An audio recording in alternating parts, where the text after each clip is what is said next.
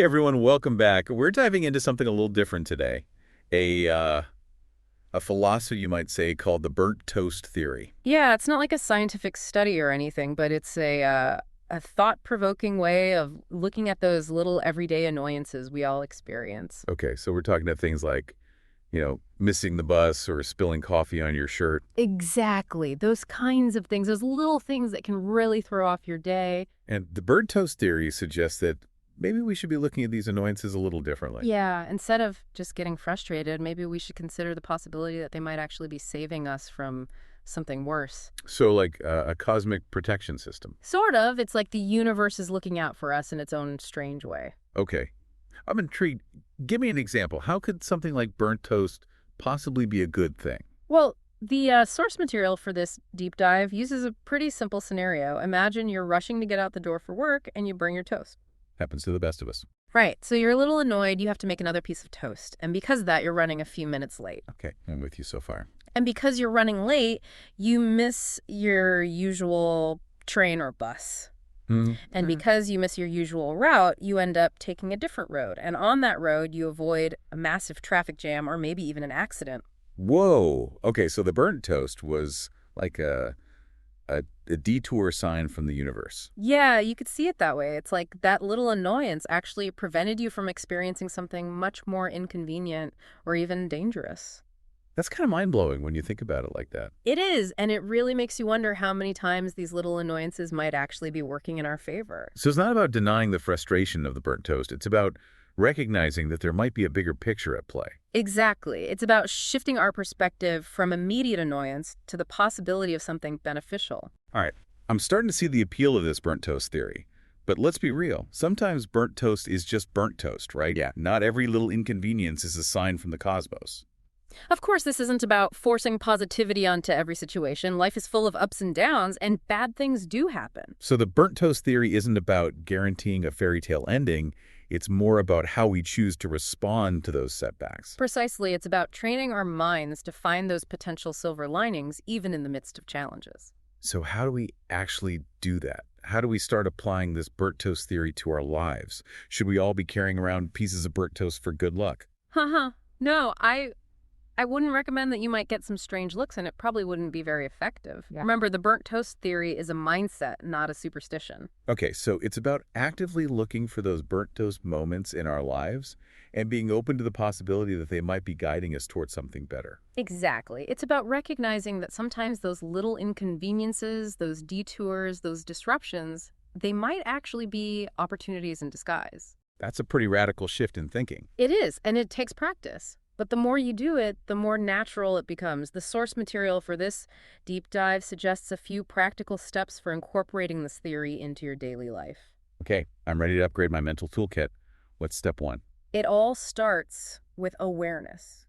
Pay attention to those moments when things don't go according to plan. Maybe you spill your coffee and miss an important deadline, or get stuck in traffic. Instead of immediately spiraling into frustration, pause and ask yourself, what if this is a burnt toast moment? So it's about catching yourself in that moment of initial annoyance and consciously choosing to reframe the situation. Exactly. Don't try to force yourself to feel happy or positive that's not authentic or helpful. Acknowledge the inconvenience, but then shift your focus to the potential good that might emerge. Okay, so let's say I'm stuck in traffic. I'm late for a meeting, feeling stressed and frustrated. How do I apply the burnt toast theory in that moment? It's not like I can just teleport to my destination. You're right. You can't control the traffic, but you can control your response to it. Instead of fuming about the lost time, ask yourself, what if this traffic jam is actually a blessing in disguise? But what if it's not? What if I miss the meeting and there are negative consequences? That's a possibility. But remember, the burnt toast theory doesn't guarantee a positive outcome. It's about shifting your perspective, about being open to the possibility that something good might come from a seemingly negative situation. So in that traffic jam, maybe I use the time to make some important phone calls I've been putting off, or maybe I listen to that podcast I've been meaning to check out, or maybe I just take a few deep breaths and enjoy a moment of unexpected stillness. Exactly. The silver lining might be something small and simple, or it might be something more significant. The key is to actively look for it, to be open to the possibility that this burnt toast moment might be leading you somewhere you wouldn't have expected. I think the real challenge here is overcoming that initial negativity bias. Our brains are wired to focus on the negative, to see the threats and the problems. It takes a conscious effort to flip that switch and start looking for the good. You're absolutely right. And that's where the practice comes in. The more you consciously choose to reframe those setbacks, the easier it becomes. It's like building a muscle. It's interesting because as we've been talking, I've been thinking about some of the major turning points in my life. Those moments that felt like setbacks at the time, but ultimately led to incredible opportunities. It's almost as if those challenges were necessary to push me in a new direction. That's a powerful insight, and it speaks to the idea that sometimes those burnt toast moments are actually catalysts for growth and transformation. They force us out of our comfort zones and open us up to new possibilities. You know, there's a quote from the Stoic philosopher Epictetus that comes to mind. Every difficulty in life presents us with an opportunity to turn inward and to invoke our own submerged inner resources. The trials we endure can and should introduce us to our strengths. That's a perfect encapsulation of the burnt toast theory. It's not about denying the difficulty, but rather recognizing its potential to help us discover our own resilience and strength. So in a way, this burnt toast theory is like a modern-day version of ancient wisdom. It's about finding that balance between acceptance and optimism, recognizing that even in the midst of challenges, there's always potential for growth and positive change. Beautifully put, and that leads us to another important question. Is there a downside to thinking this way? Are there potential pitfalls we should be aware of? That's a great point.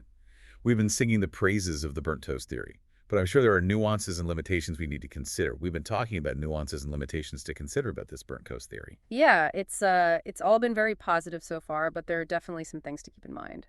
Okay, so what's the biggest danger here? Is it possible to take this look for the silver lining approach too far? Oh, absolutely. One potential pitfall is using the burnt toast theory to justify staying in a situation that's actually harmful or unhealthy.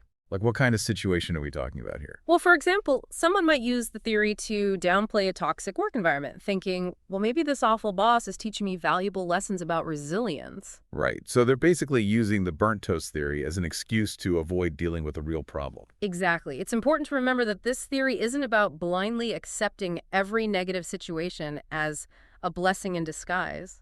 So there are times when it's necessary to recognize a situation as genuinely bad and take steps to change it. Right. The burnt toast theory should empower us, not trap us. It's about reframing our perspective, not distorting reality. Exactly. So it's about finding that balance between acceptance and action, right? Accepting the things we can't control while also taking proactive steps to change the things we can. Exactly. Another potential pitfall is using the burnt toast theory to dismiss or minimize other people's experiences. How so? For instance, telling someone who's just lost their job, oh, well, maybe this is an opportunity for you to find something better, can come across as insensitive and invalidating. Yeah, that's a good point. It's important to remember that everyone experiences setbacks differently. Right. What might be a minor inconvenience for one person could be a major upheaval for another.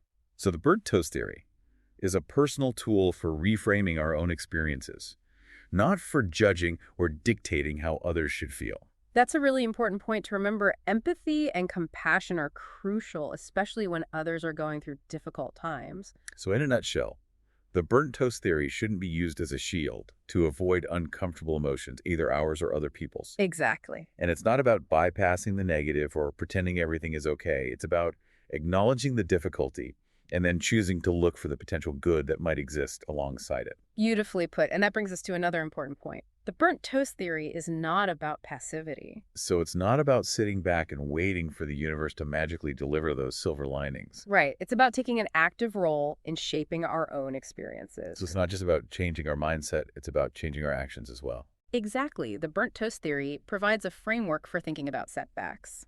But it's up to us to take the initiative to seize those opportunities to create our own silver linings. That makes a lot of sense. It's like we're all given a set of ingredients, but it's up to us to decide what we're going to bake with them. We can choose to focus on the burnt parts, or we can get creative and whip up something delicious. That's a wonderful analogy. The burnt toast theory is about recognizing that even in those moments when things go wrong, we still have choices. Yeah, we can choose how we respond, how we learn, and how we move forward. Exactly. And, sometimes those burnt toast moments can actually lead to some pretty amazing things. It's like that saying, when life gives you lemons, make lemonade. Right. It's about finding the sweetness, even in the midst of sourness. So as we wrap up this deep dive into the burnt toast theory, What's the one thing you want our listeners to take away from this conversation? Well, I think the most important thing to remember is that the burnt toast theory is not a magic formula. It's not a guarantee of happiness or success. It's more like a tool, a way of looking at the world that can help us navigate those inevitable challenges and setbacks we all face. Exactly. It's about cultivating a mindset of resilience, curiosity, and a willingness to see the good even when things get tough.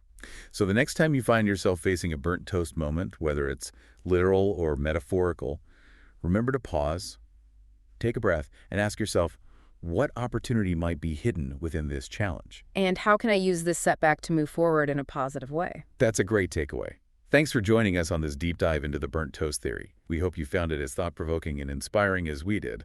Until next time, stay curious and keep your toasters clean. Or maybe not. Haha, yeah, maybe a little burnt toast is a good thing every now and then. Who knows? So we were talking about potential pitfalls of always looking for silver linings. Yeah, we don't want to just put blinders on and pretend like everything's hunky-dory when it's not. So what's the line between healthy optimism and just, deluding ourselves? Well, for one thing, this burnt toast theory, it shouldn't be used as a way to avoid taking responsibility for our own actions. Okay, so if I make a mistake, I can't just say, oh, well, it's probably a burnt toast moment in disguise, and then just do nothing about it. Right. You still have to own up to your mistakes and learn from them. The burnt toast theory is about recognizing that there might be something good that comes out of that mistake, but it doesn't absolve you of responsibility. Gotcha. So it's not a free pass to just screw up and expect the universe to clean up after you. Definitely not. Another thing to watch out for is using the burnt toast theory to invalidate other people's feelings. Like if someone is going through a really tough time, you can't just be like, hey, cheer up, it's probably a burnt toast moment. Right, that's not helpful or empathetic. It's important to acknowledge other people's pain and be there for them without trying to force a positive spin on everything. So basically, the burnt toast theory is a personal tool for navigating our own challenges and finding opportunities for growth. It's not a one-size-fits-all solution for every problem. Exactly, and it's certainly not an excuse to be insensitive or dismissive of other people's experiences. So it sounds like there's a delicate balance here between optimism and realism, between accepting what is and taking action to change what we can. Absolutely. It's about finding that sweet spot where we can acknowledge the challenges we face while also maintaining a sense of hope and possibility. And recognizing that sometimes those challenges, those burnt toast moments, they can actually lead to some pretty amazing things. They can indeed. Sometimes those setbacks, they force us to reevaluate our priorities, to step outside of our comfort zones, to discover hidden strengths we didn't even know we had. It's like that saying, what doesn't kill you makes you stronger. Right. And sometimes those experiences that we initially perceive as negative, they can turn out to be the most transformative experiences of our lives. That's a really empowering way to think about it. Yeah. So as we wrap up this deep dive into the burnt toast theory, what's the key message you want our listeners to walk away with? I think the most important thing to remember is that the burnt toast theory is a reminder that we have more control over our experiences than we often realize, even when things don't go according to plan. We can choose how we respond. We can choose to look for the opportunities hidden within those challenges, and we can choose to use those setbacks as fuel for growth and positive change. Beautifully said. It's about cultivating a mindset of resilience and possibility, a belief that even in the midst of burnt toast, there's always the potential for something delicious to emerge. And on that note, we'll wrap up this episode of The Deep Dive. Thanks for joining us, and remember, keep an open mind, an open heart, and maybe even an open toaster. You never know what amazing things might be waiting just around the corner. Today is your lucky day. Today is the day that our $3 website works for you, paying you directly to your PayPal daily. Imagine $3 ongoing continuous payments to your PayPal account. Imagine falling asleep and waking up to $300 in your PayPal account. How would this make you feel? How could this help you? What bills could you pay? What kind of fun could you have? What does that retirement look like now? All for a one-time payment of $3. This website is DFY done for you, fully built and completely hosted, and never stops collecting payments for you. You have spent $3 on coffee on a regular, but that coffee won't help you create multiple streams of income. Click the link below.